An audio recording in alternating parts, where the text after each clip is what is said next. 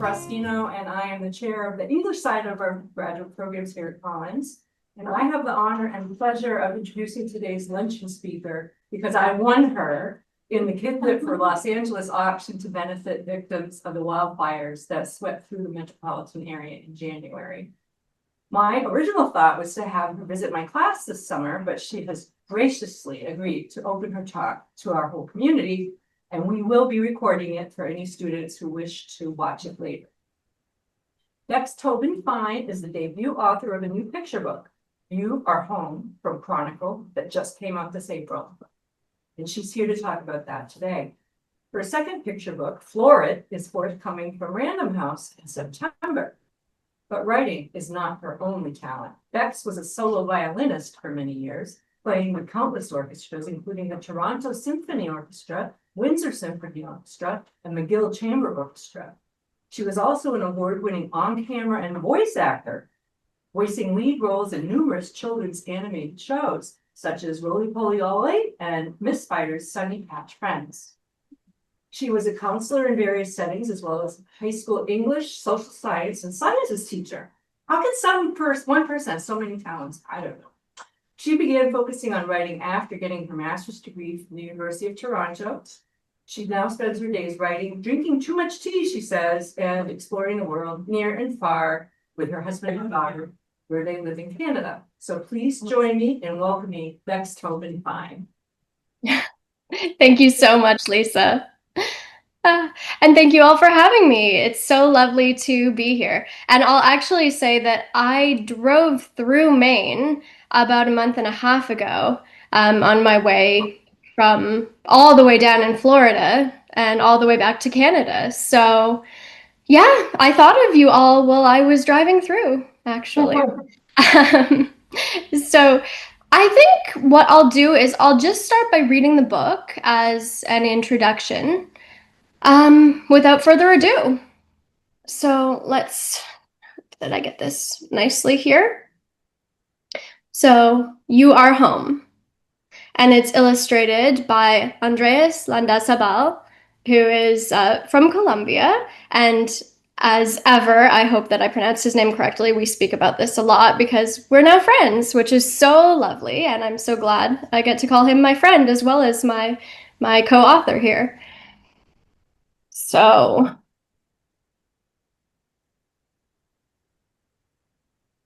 show you all the parts. All right.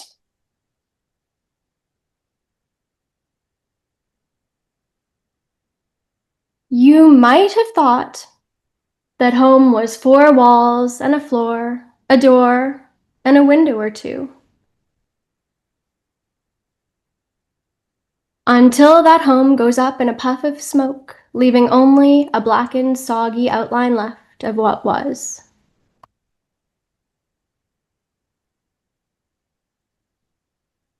Maybe home was always metal and wheels with a pop-up top, overflowing with laughter and sometimes shouts.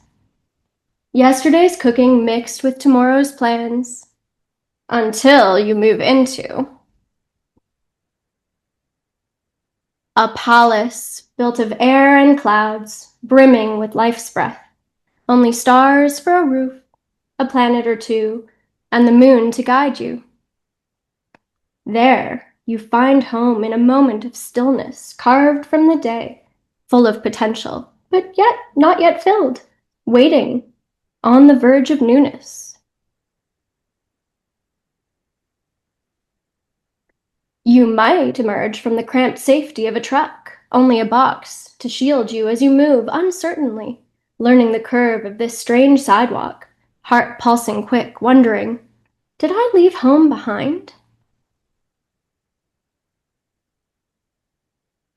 Then, just when you thought home was lost forever, stuffed in an old box and taped up, mislabeled, left under the porch or scattered somewhere along life's rutted road, someone reaches out to you, gently, patiently.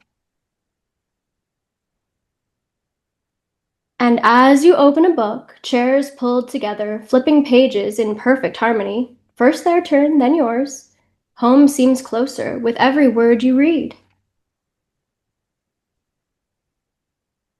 Cookies baking, cozy bed, hiding places, room for toys. You picture the home of your dreams, imagination bright, and look up triumphantly, only to realize that no one else has seen it. Until a new friend brushes their favorite shade of purple through the sky, the soft glow of a setting sun lighting up your home for all to see, a shared discovery that brings a smile to your eyes. Together, you create home in that space between day and night that can be oh so short, or stretch on forever, balancing blankets on branches, settling into your tree fort with soft giggles. You decide that home is something you carry close, wherever you go, like a turtle, secure in its shell. And as an oyster shelters a pearl, you hold wisdom so uniquely you that no one gets to know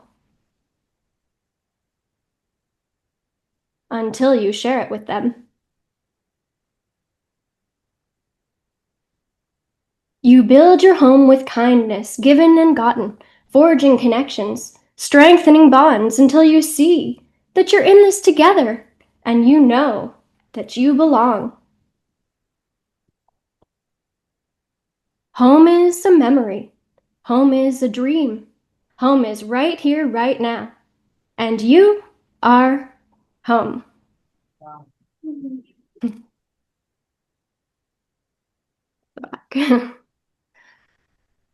So, yeah, so I feel very fortunate that this is my debut picture book because it really is a very personal story to me. And it's one that I really, really wanted to share with kids and adults out there. So,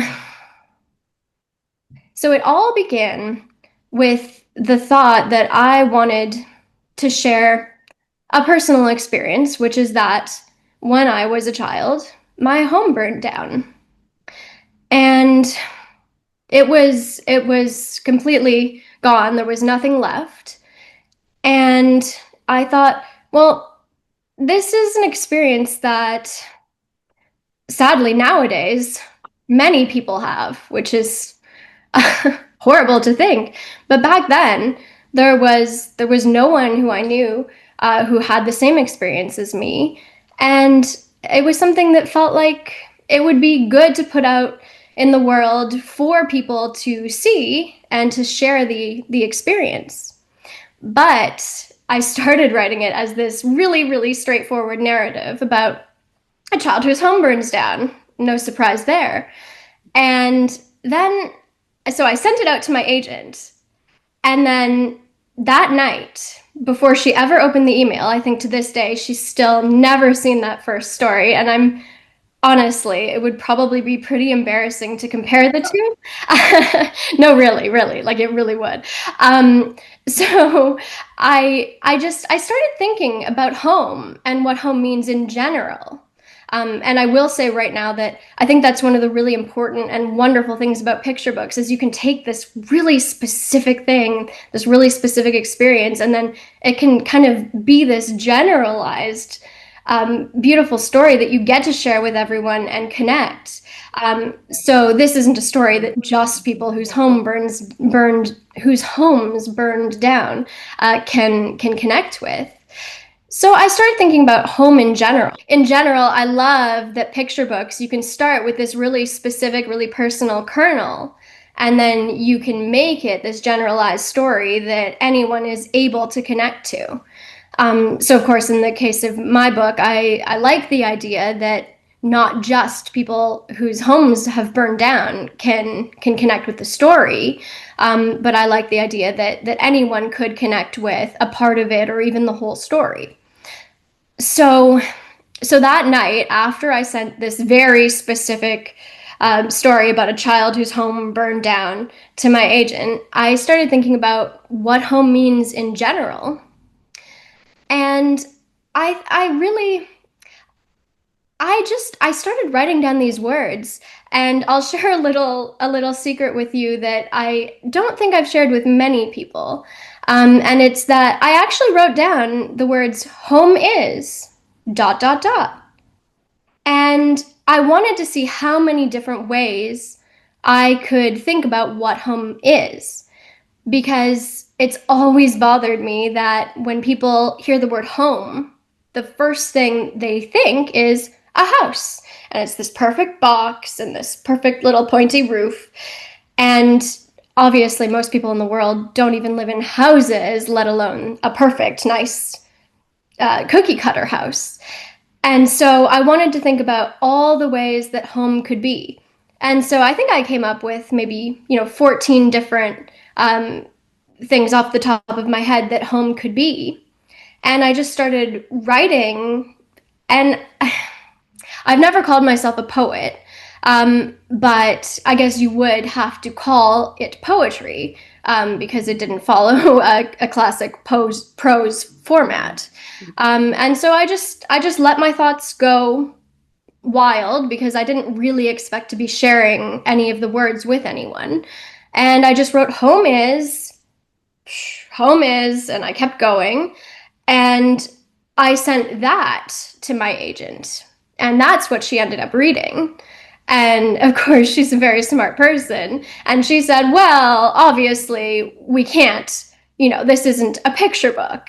It's words, and they're nice words, and I really like the words, she said. So she said, well, let's now try to structure this into a narrative format.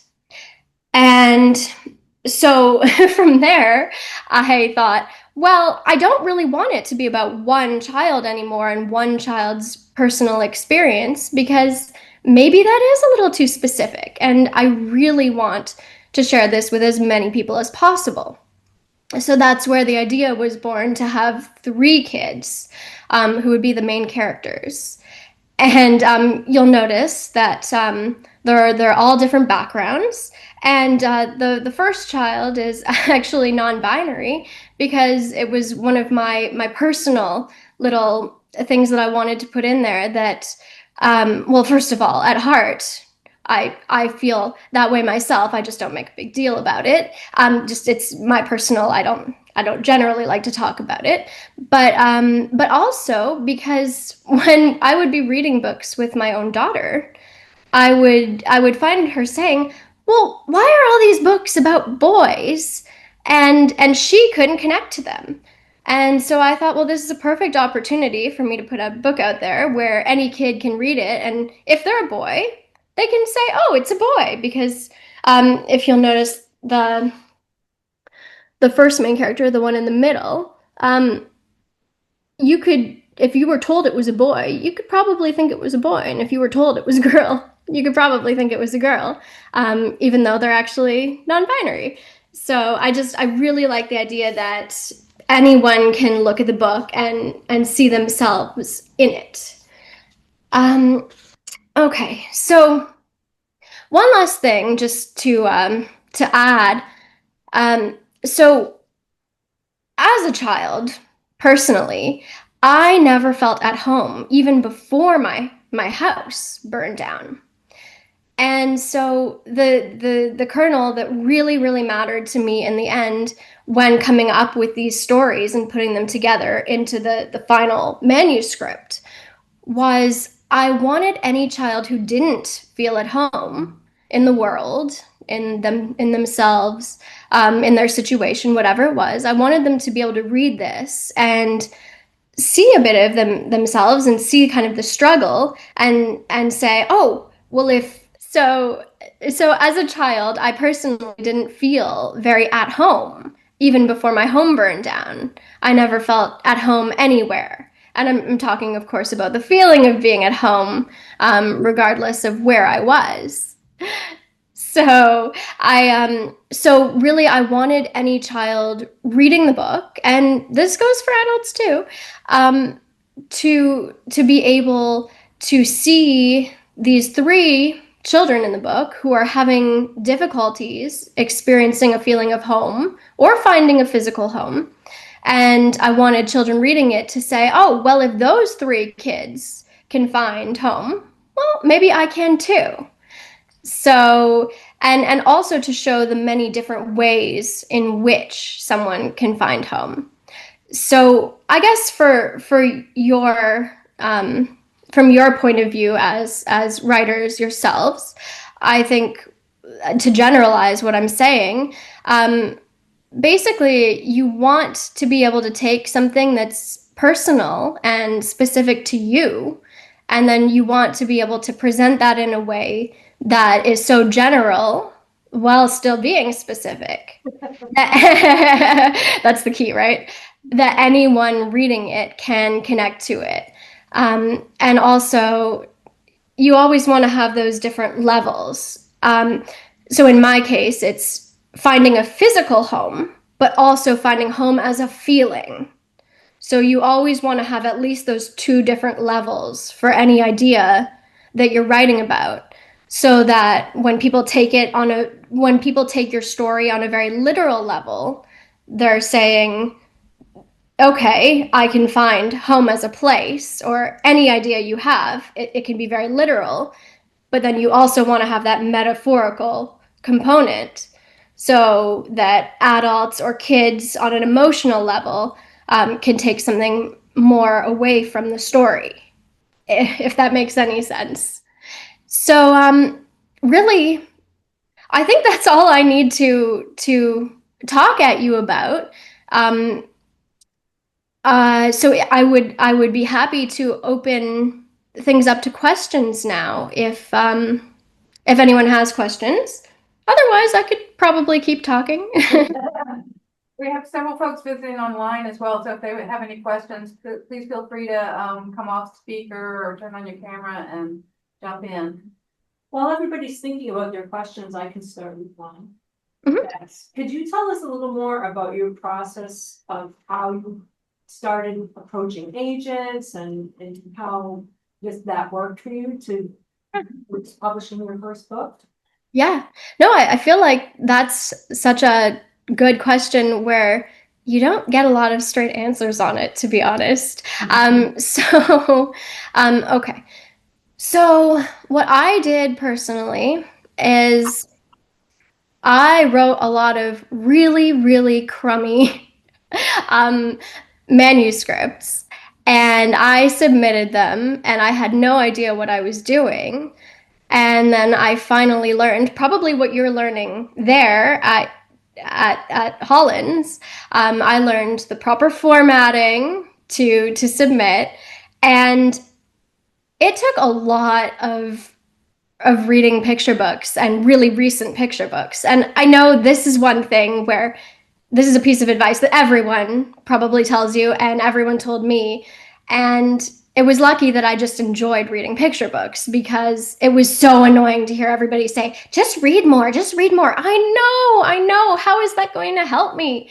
But but in the end, I really had to read a lot of picture books to start understanding what agents and editors want to see now, because it changes so quickly. It's so frustrating, even to those of us who have already published. Okay, I'm going to admit that I've sent out tons of manuscripts with my agent that haven't been picked up. Like, it's not easy, right? So you constantly have to be willing to look at what's out there and see what you can fit in. So I found, I'm not going to let you in on this exact secret, but I found a mentor text. When I really wanted to find a way to kind of massage my manuscript with You Are Home into shape. And so I found a mentor text, and I didn't copy the structure exactly, of course, but I held on to that book, and it gave me the strength to say, okay, I can figure out how to make this manuscript in a way that agents and editors are going to want to see. And at that point, of course, I had my agent. But mentor texts, I cannot stress enough. Find a picture book where, so say you have your idea already. I want to write a book about, someone give me an example, please. I don't want to say something. Horses. Pardon? Horses. Horses. I want to write a book about horses. And okay, and then you figure out what kind of story you want it to be. Do you want it to be emotional? Do you want it to be funny? Do you want it to be rhyming? Do you want it to be a narrative? What do you want? And then you think, well, what kind of style would work? And then of all the picture books you've read, you pick out one or two that feel like this is the right feeling for my idea. And you keep those beside you on your desk as inspiration. And if you need some specific ideas for how to structure it, you can go, and you don't copy exactly the structure because you don't want that. But you take inspiration from those books. And that is what finally got me to write manuscripts that agents and editors actually wanted to see. So for me, mentor texts was just, I didn't even know that it was called that at the time. I just knew that these books were helping me by sitting on my desk beside me. So my process was, I finally wrote a manuscript that people wanted to see.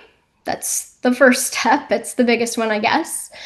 And then I continued doing what I'd done. I wrote personal emails to agents. I had also been writing them to editors, but I felt that was so useless in the end because their slush piles are so big, and why would they? I don't know. Maybe it works for some people, and maybe it just didn't work for me. But and then I went to Literary Marketplace, and they have a list of all the agents who are actual agents who you can trust, not people who are trying to take your money or anything. And I wrote to so many. I personally think people tell you, oh, just write to a few at a time because it's, well, I don't know what their rationalization is for writing to only a few at a time.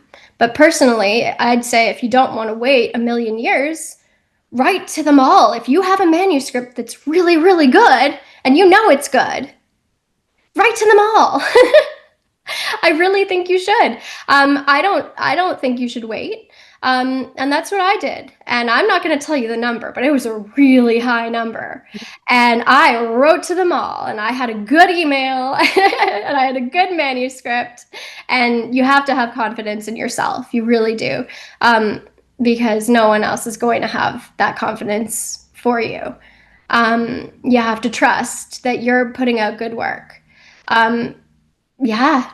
So that's really it. And does everyone know Literary Marketplace and where to find this list?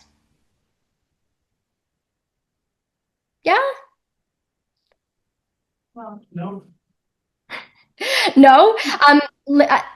Seriously? Because I can't give you the list without signing in myself. But you sign in for free. Don't pay for anything. Really, please don't pay for anything. But you create a free account for Literary Marketplace. And then you'll see that they have a list of literary agents. And they say you have to pay for this list because if you want them to give you the phone numbers and the names of the agents, you have to pay. But really, I took the list of the agencies, I typed in every agency to Google, I made sure that, so I typed in every agency to Google, easily found their website. It was the first thing almost every single time. Went to their website, looked through the agents that they had, and I picked the one from each agency that I thought would connect most to my manuscript. Okay, there were a number of agencies that didn't have anyone, so I didn't write to them, but took the person who seemed like they would be the best fit for me, made sure that they were looking at picture books, if that, you have to make sure they're looking for what you're putting out.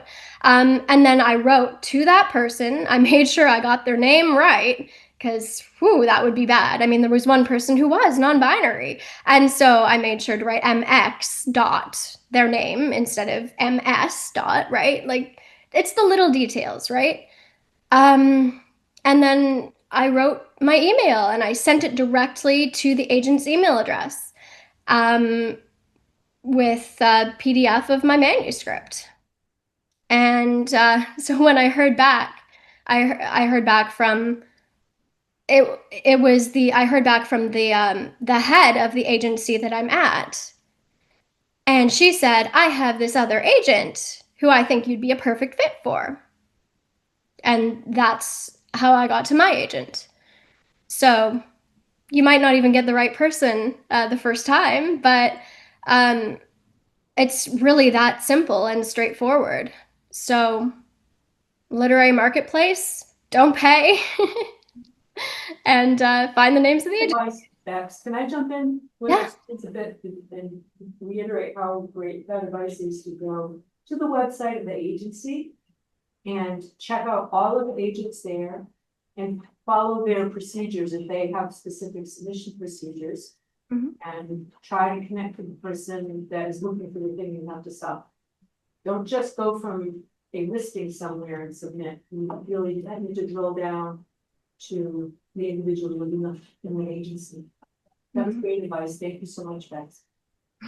Thank you, Lisa. Any other questions? How many revisions did you go through? How many revisions did you go through? Well, that depends on the manuscript. So I'm going to tell you all something really. I think I actually cried real tears at one point. This was with a different manuscript that did never see the light of day, but my agent was so amazingly patient. We did 23 drafts of this one manuscript. 23 drafts. And yes, by the 14th, I was crying. By the 23rd, I was ready to pull out my hair. But I guess that's just, and I'm not, this isn't just revisions of the same story. I wrote this story in 6 different styles, where in third person, first person, second person, past tense, present tense, rhyming, lyrical poetry, straightforward narrative, a mixture of nonfiction and fiction. So basically that's just to tell you, sometimes now I wish that were the one that were published so I could tell you, oh, look, it worked out in the end. But that's often how it is. So, with You Are Home, I was actually surprised. I looked back at my first draft with the home is and the words, and a lot of the words I wrote that first night made it into the final manuscript. They're in here as is. Certain pages are almost identical to what I wrote that first night. But that isn't always the case. So, and what's crazy is that even with something where the words in some places are identical to what I wrote, I think I still have a good 20 different iterations of this manuscript, even though almost nothing changed. It was more that my agent wanted to make sure that this word was correct. So each draft, there's like a couple words changed on this one. So my agent wanted to make sure that these 2 words were okay. And then the editor, this is pretty rare, but she liked it almost identical to how it is. Like she didn't want to change anything. And that doesn't usually happen. So I'll tell you about my next book. But then the copy editor came in, and they had a problem with some of the grammar, because when you're writing poetry, you're gonna take some uh, uh, simple word. Sometimes I forget simple words. Anyways. Liberties. Liberties, thank you so much. Thank you. Yes, you're gonna take some liberties with poetry, but the copy editor said you still have to have the grammar completely correct, right? So, and then yeah, with my next book, I have the it's called an F and G, which I didn't get for You Are Home, but I can only show you the outside. But for this one, we it's really cute. We and then so for this one, Floret, I wrote the original manuscript and only had a few drafts. And my agent said, "Great, let's send it out." And we sent it out, and we only sent it to a few people, and they weren't really big on it. They didn't think it was that great. And then my agent noticed that I had certain I was focusing on kind of car terminology. And she said, "What if we up the car terminology?" Oh. And so I just put car terminology into everything, and I just ramped it up. And then we sent that out, and suddenly everyone absolutely adored it, right? So, but that's another example of where you need the two levels. So that one's a book about imagination and about finding excitement in everyday life. But without that extra level of the car terminology, it didn't quite hit it, right? So whenever you think you've done enough, you probably have to add a whole other level in. And that's not a bad thing. Like it's actually fun. Like I had such a great time writing it. I lost track of how much time I spent because it's also rhyming. So I got to play with rhyming everything. And so playing with the words, I would lie in bed with my computer and just go to town and write probably 10 different alternates for every couplet. And yeah. So, anyways, a lot of drafts, but You told us, you seem surprised that some of those students didn't know about literary marketplace, and I suspect that the reason is that some of them are still learning and haven't started sending things out yet. yeah. Having written a lot of manuscripts that you now cringe at or what have you, do you have advice about how to know when your work is ready to start submitting? So my easy answer is absolutely, I have no idea. Because I thought those first ones were fantastic. It's only looking back on them. I think it's amazing that the more you read and the more you write, the more perspective you get. And for some reason, I don't even know why, you can't have that perspective until you've just written and written and written and written. And I don't know, like really, it's not an easy it's not an easy answer. If you've read enough picture books that are current, and you can look at the manuscript that you've written and you can see it on a shelf, well, either you're deluded or the manuscript is ready. I'm so sorry. That one is impossible. Maybe there's no answer to that. Yeah. I don't know. How do you feel about that, Lisa? Well, I think you were kind of at the answer I would give if somebody asked me that, which is Yeah. if you read enough, Yeah. then you start to develop a stronger sense of where your work really honestly fits Yeah. alongside of other books. But I think the other thing I would say is when if you have a critique group or others who are really good writers and have a good critical sense, if they start telling you it's ready, then that can be a good sign. Yeah. Yeah. Absolutely. I have a question. Go. So I was really intrigued that you have a non-binary character in the illustrations that, so did you send notes to the illustrator that you wanted specifically for one of the characters to be non-binary? Yeah. I did with my second book too. So almost every character in the second book is non-binary, which just makes me so happy because you don't really notice it if you're not thinking about it. At least I don't notice it.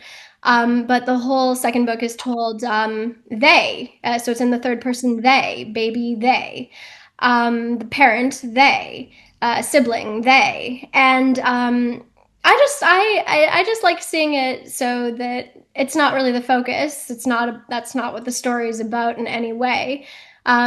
And yeah, if you look at the baby, you could probably say, it's a girl, it's a boy. But I definitely didn't want a car book about a boy baby. So that was just what. I just find that so interesting because there's so much talk about the illustrator and the author are kept separate. And the author is told, don't put illustrator notes unless it's something ironic or whatever. So was that the only note that you had going through, or? No, no, no, no, no. So yeah, okay. Actually, that's a great question, Dr. E, right? Um, yeah. Yeah, a lot of people will tell you don't put too many artist notes, and and and some people will tell you, oh, put all the artist notes you want. And I guess the truth is somewhere in between, because if you're really writing a successful manuscript, you're gonna need some artist notes. Like you're gonna really need them. I had one friend read just the manuscript of You Are Home, and then she read it with the illustrations once we had the book. And she said, it's a completely different story with just the words and with the words and the illustrations. It's entirely different. And I said, yes, that was a conscious choice because people will always tell you leave room for the artist, right? They tell you that in picture books all the time. You have to leave room for the artist. But if you want the words and the pictures to actually work together, you need to tell the artist what room you're leaving, or else how will they know? And it might not make sense anymore. So I had a number of artist notes, fewer in You Are Home and a lot more in Florit because, well, in this one I'm using a lot of, well, I guess apparently I use a lot of metaphors anyways, but I'm using like a chair leg is a tree. So I had to tell the artist, I'm talking about a tree, but in the art, this has to be a chair leg. So I had to explain stuff on almost every page for Florit. So I think what they mean when they say don't put too many artist notes is if it's not going to make any difference to the story, don't put it in. Like if you, I don't know, something stupid. If you want the baby to be wearing green, well, too bad for you, unless you're pretending that the baby is a frog, in which case maybe you should just point out, yes, the baby should be wearing green because they're supposed to be a frog. So yeah, but Well you said. should need artist notes. You should need them. Because if your story is so crystal clear that you don't need any artist notes, then you're not leaving room for the illustrator to show the stuff. And maybe that's where the confusion actually comes in often, is that you're supposed to leave room for the illustrator. It doesn't mean you're supposed to leave room for the illustrator to make things up however they want.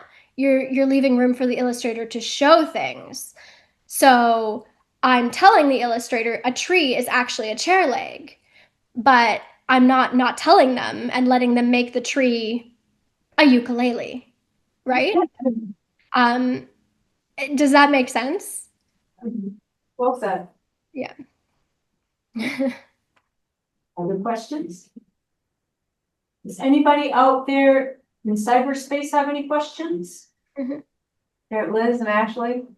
Yeah, and I'm happy to say more stuff if. Um... Do you have a critique group, Bex? So that's a great question. It's actually something I've struggled with because I thought that I absolutely needed a critique group in order to succeed. And I was told that so many times early on, as everyone is told. And if it works for people, that is so fantastic. Like, how much fun is that? You get to share your work with people who you get to meet regularly, and you trust them and they trust each other and they have good feedback for you that's helpful, and you get to help them in return. I mean, that's wonderful. But it never worked that way for me. I never met people who were on the same level. Either they were, way past me, or they weren't at the same place as me. And either way, if you're not, I found, pretty close on your path, you aren't giving feedback that is helping the person specifically. So it's just, I think for me, it was just something that happened. So I tried many, many times at different at different stages. But I ended up finding that for me, my husband, who's also a writer, is a good enough first reader. And then my agent is my second reader. And my daughter is also, she's somewhere in between. She's my 1.5 reader. And really, those are the only points of view that I need to tell me whether I can trust what I've written or not. So yeah, I think it's just different for everybody. But if you're struggling, Not first reader. yeah, no, he's great. No, he's so good because he's so supportive. So even if I'm like really down about a manuscript and he sees it and he says, "Oh, this is great, honey." It's all I need to have a little more faith in myself. And then my agent will tell me if it's something she can submit or something she can edit to be ready to submit or not. That's great that you have an editorial agent who will help you shape the manuscript. Yeah. Oh no, I feel so fortunate. I just love her. She's like, oh, I know I'm lucky. Yeah. So, but just to say, if you're struggling to find a critique group that works for you, don't feel like all is lost because there were many times at which I felt, oh, I'm never going to get anywhere if I don't have a critique group. So. Well, these students are lucky in that they have a baked-in critique group in all their classes. And then we'll probably stay in touch even after they graduate. Oh, so lucky. You're so lucky. Yeah, no, it's wonderful. It's really great. Hopefully you'll be able to come to campus in person one of these days. I'd love to. Whereabouts in Maine are you anyway? Well, when I talked to you before, I was in Maine, but we're in Virginia. We're in Roanoke, Virginia.